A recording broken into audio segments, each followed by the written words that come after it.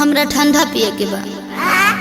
गर्मी का सीजन हो और हमारे ट्रेंडिंग स्टार खेसारी लाल यादव का गाना ना आए तो भाई बात ही क्या। पिछले साल खेसारी लाल यादव ने ऐसा गाना गा दिया था कि भाई पूरा भोजपुरी इंडस्ट्री में तबाही मचा कर रख दिए थे ट्रेंडिंग स्टार। ये गाना आप जो अभी सुन रहे हैं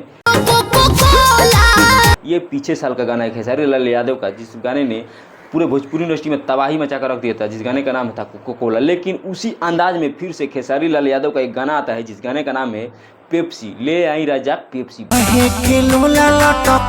भाई खेसारी लाल यादव केहू से पीछे ना रह सकलन। खेसारी लाल के नामे है ट्रेंडिंग स्टार। भाई इनका रहा है ट्रेंडिंग में रहल अनिवार्य बजे करे में फीमेल गायक बड़ी शिल्पी राज। भाई शिल्पी राज की आवाज़ के तो हम खुद दीवाना भले बनी, लेकिन पूरा देश दीवाना बा शिल्पी राज के। पूरा भारत में नंबर 3 पर शिल्पी राज के दर्जा दिया गई बा। भाई खुद गूगल पर सर्च मार के देख सकल लोग गाना के। भाई चलावा बजे करे में फिर डांसर बड़ी सोना पांडे। भाई खेसारी लाल ऐसा गाना गावेला नु कि भाई ट्रेंडिंग टॉपिक पर ट्रेंड हो जाला।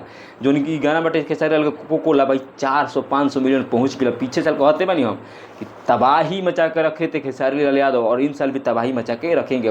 पीछे दिन तो कोको कोला लैलन और पेप्सी लेके आई बड़न। भाई पेप्सी जरूर पिएगा भाई, यूट्यूब पर जाके एक बार जरूर देखिए लोग खेसारी लाल यादव के जो गाना आई पेप्सी कारता बा। भाई गारदा एक बार सुनबा लोग तो जाने का होश फाट जाएगी। गाना बहुत अच्छा लगेगा काहे कि शिल्पी राज बड़ी, खेसारी लाल यादव बड़न, जो गाना के म्यूजिक डायरेक्टर बन विपुल सिंह। भाई का आवाज़ बा, का गाना गइल बन खेसारी लाल यादव। भाई इनका हम दीवाना हो गए बन खेसारी लाल के।